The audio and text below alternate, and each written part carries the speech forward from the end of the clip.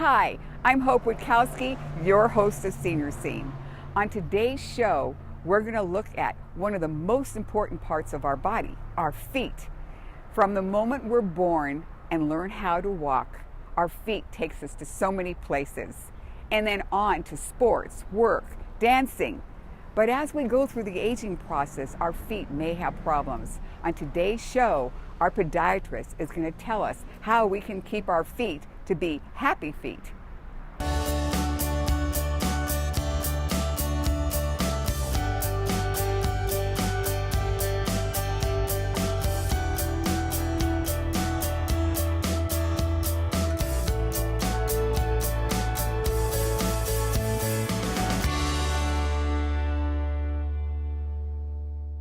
Many of us do not really think about the care our feet need until we start to feel pain when just taking a simple walk. I'm one of those people. I met Dr. Gregory Tellis, a podiatrist in Torrance, to get some important information on how to care for your feet as you age.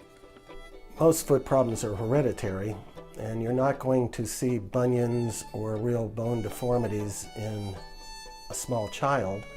It's rare to see them before they're in their mid to late teens.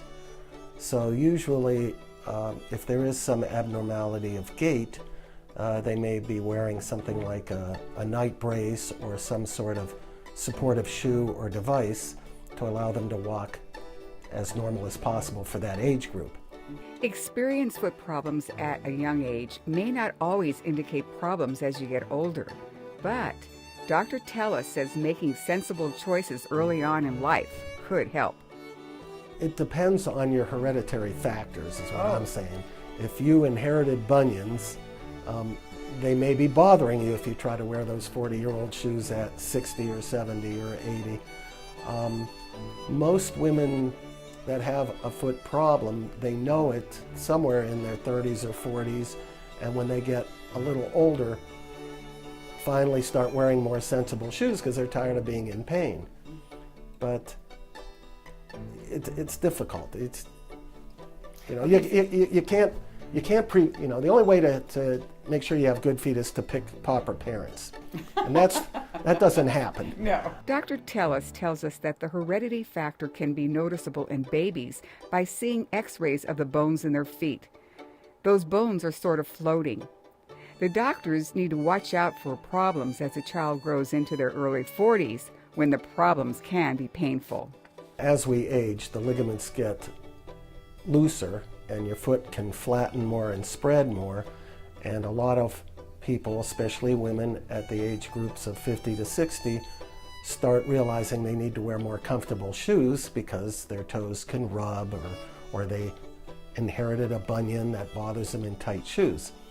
So it's usually a hereditary trait that you have to worry about, and if shoes are too tight, they can rub on a toe and cause a corn, or the bunion can be rubbed and get swollen.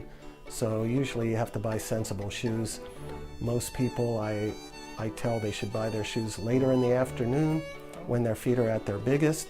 Try both shoes on, make sure they're comfortable, and don't believe the salesperson that they're going to stretch. I asked the podiatrist what types of shoes should we buy and how do we keep our feet in good shape? Any shoe that has a custom orthotic in it. No shoe is enough for everybody because the shoe company wants to sell to the whole population, not just the 15% that have a high arch or whatever. So you just need proper arch support. Any shoe's fine. I would say, not a heel, but anything 1.5 inch heel or less with a good custom-made arch support, and you're in good shape. Many of us purchase shoes that are in fashion, and we don't think about what those shoes can do to the features of good arch support and also damage our feet, causing a lot of pain. Most of the youth these days just wear tennis shoes, so if they have abnormal gait, then usually we just put them in some sort of orthotic if it's symptomatic. Yeah, you're not going to stop a teenage girl from putting her foot in a stylish shoe. Even these tennis shoes can have bad side effects that many of us just live with. One of these is excess sweating, and this can cause other problems with our toenails. Pain is generally the reason when you're younger. Ingrown toenails, sprained ankles, possible fracture, that kind of thing. But hereditary factors will start to show in usually women sooner because of the shoe type, but we may see them in their 30s or 40s or even older. Some people don't have anything bother them till they're in their 50s or 60s. Dr. Tellis tells us one of the biggest conditions is loss of balance, and that could pose a great health hazard, especially as we age. It's important that seniors take notice before they are faced with a serious medical condition. Balance can be many things. Some people feel unstable on their feet, in which case we might suggest some sort of arch support or a custom-made orthotic to allow their foot and ankle joint to function efficiently.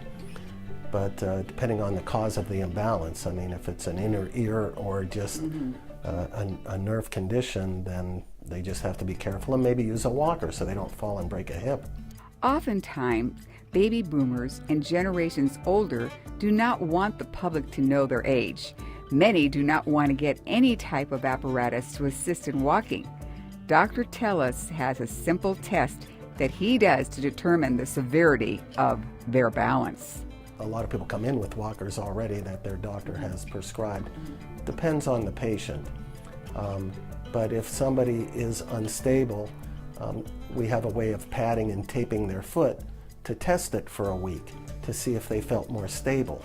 And if they come in and said, boy, that made me feel a lot better, then we suggest maybe some sort of arch support or custom-made orthotic so that they feel stable all the time. In today's world of computers, there are many types of computerized tests that can help a podiatrist judge whether their patient has health issues like diabetes, which can also have a serious effect on a person's balance. Diabetes affects the small blood vessels in the eyes, kidneys, and feet. And when the blood vessels are involved, it's not feeding the nerves. So the nerves can become a little abnormal. You can get shooting pains, burning pains, you can get numbness. Peripheral neuropathy is a big symptom. And if you have a toe rubbing in a shoe as a diabetic, you may develop a corn, but if the circulation's decreased, the corn breaks open and you get an ulcer. Those are the people that are at risk to have an infection, get gangrene, and lose a toe or a foot or a limb. So one of the good things that Medicare does is, with the cooperation of a diabetic's primary diabetic doctor, is they allow for a patient to get what's called an extra depth diabetic shoe, which looks like normal shoes but has lots of room up front. It actually feels loose when they put them on because the toes don't rub, the bunion doesn't rub, and they come with 3 pairs of heat molded insoles that the patient sinks into so they don't slide around. So they're and a lot of them come Velcro, which makes it easy for the seniors. Wow. And some of them are nice. They come up with nice, walking shoes. That looks like a regular Yeah, it looks like shoe. regular, but it has a lot more room. It doesn't even look it. No. But what's nice about these kind of shoes also is they're very stable. If you put it on its side like this, some shoes would go over. These shoes, when you put on the side, always come back to straight. Wow, and they're heavier, and they seem to have more support right in here. They're protective. Yeah, that's nice. We have seen some serious conditions of balance, and these accidents and falls, and possibly breaking bones, will really get our feet in bad shape, and even maybe cause some toenail fungus, which can also be very painful. Almost everybody over the age of 75 or 80 gets some thick fungal toenails. It's just common. So that sanding down the thick nails and trimming the nails and cleaning off any corns or calluses to keep them comfortable.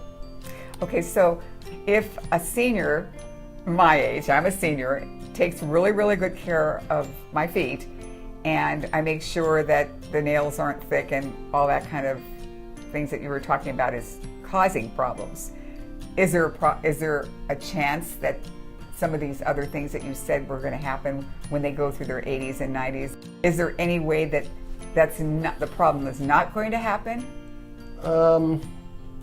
I'd almost say that in my experience, 95% of everybody's going to get at least some thickening of the nails if you live long enough.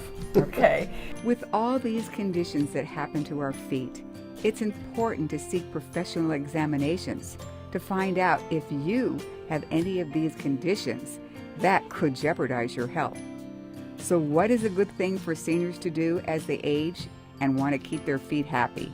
Falling down is the major crippler of senior citizens. You don't want to fall down. So yes, use of walkers and canes. Sometimes people have to get by their ego and use them. Later in the day, when you're tired, you're less apt to pick your feet up. You don't notice where they are as much. I tell my seniors when they're tired and at night, look down, watch where your feet are going so they don't fall. I do have some people that come in and just want to have their feet examined to see if they have anything going on and what to watch out for. Not a bad idea to do it at least once every 6 to 12 months. Sometimes people have a little bone spur that doesn't cause a corn or anything at the moment. It may be trouble down the line. We can tell them how to, if they start to feel it, what to do to maybe keep it from bothering them.